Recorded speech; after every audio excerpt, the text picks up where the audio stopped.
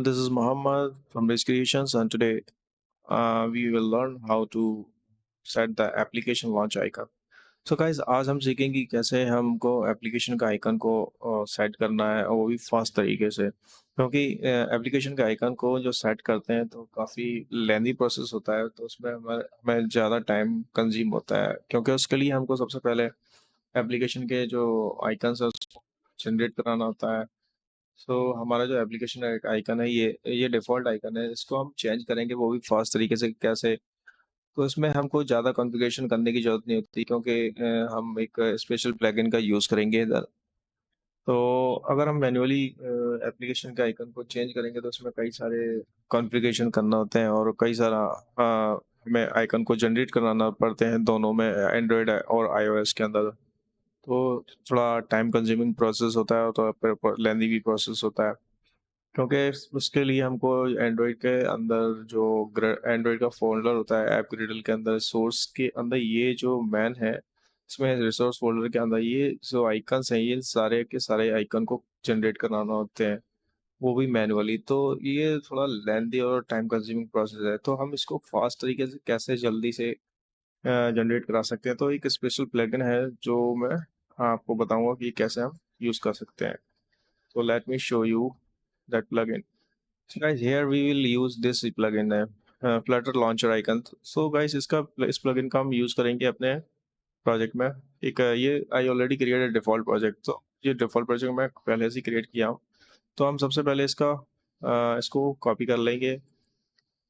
Flutter Launcher Icon, उसका version actually not like this from here, from the version section, from the installing section. तो हमको इसको यहाँ से कॉपी करना है, देन अपना हमारा जो पब्सपेक है इसके अंदर जाकर हमको ये थोड़ा सा ध्यान रखने की चीज़ है कि हमको डेप डिपेंडेंसी के अंदर को इसको पेस्ट करना है। तो हम इसको यहाँ पर पेस्ट कर देंगे। पेस्ट करने के बाद हमको एक काम और करना है कि हमको एक यहाँ पर एसेट्स का फोल्डर जनरेट करना है, जिसके अंदर हमको अपना आइकन को पेस्ट करना है। तो हम जल्दी से एक एसेट्स का फोल्डर बना लेते हैं। उसके बाद हम अपना आइकन्स जो है उसको पेस्ट कर देते हैं। तो आइकन्स हमारे पास अभी नहीं है, तो हम आइकन को कॉपी कर लेते हैं। एक मिनट, हम इसको करते हैं डाउनलोड। तो हम इसको ये वेबसाइट है, हम इसको सेव करा लेते हैं। इसका हम नाम दे देते हैं आइकन। इसको हमने पेस्ट करा लिया। उसके बाद हम इसको कॉपी करते हैं। कॉपी करते हैं उसके बाद कॉपी करने के बाद हम इसको अपने एसेट्स फोल्डर के अंदर पेस्ट कर देते हैं। सो ये पेस्ट कर चुके हैं, हमारा आइकन आ गया है। और इसमें एक चीज़ हमेशा याद रखें कि जो भी आइकन का साइज है ना 1024 ताकि हमारा जो आइकन का क्वालिटी है वो गड़बड़ ना हो, क्वालिटी अच्छी रहे, और उसका प्राइस थोड़ा है। तो अब इसके बाद हमको ये कॉन्फ़िगरेशन करना है कि ताकि हमारा आइकन सेट हो जाए। तो उसके बाद हम अपनी सेम वेबसाइट पर जाते हैं। वेबसाइट पर जाते हैं हम। पॉपस्टैप पे जाने के बाद हम इसका रीडमी खोलना है, इसमें सब लिखा होता है कि कैसे हमको कॉन्फ़िगर। तो हम इसको कॉपी करते हैं, इस पार्ट को कॉपी करने के बाद हमको करना ये है कि अपना इधर आने के बाद यहाँ पर पॉपस्टैप के मतलब ये इससे के जस्ट नीचे इसको हमको पेस्ट करना है। और उसके बाद हमको अपना आइकन का नाम ऑलरेडी आइकन दिए करना है। इसके बाद हमको क्या करना है, इसके बाद हमको एक कमांड है जो ऑलरेडी ऑब्स्पेक के पैकेज के अंदर दी हुई है। तो हम उस कमांड को कॉपी करते हैं।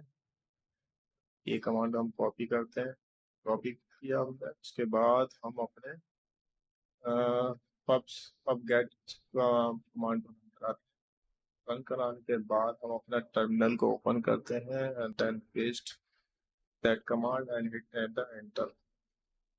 सो गाइस, देखते हैं कि क्या करता है ये।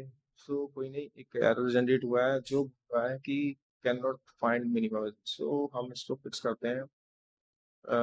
हम जाते हैं एंड्रॉइड के अंदर, ऐप के अंदर और इसके ग्रिडल के अंदर। तो हमको यहाँ पर इसका मिनिमम एसडीके वर्जन देना है।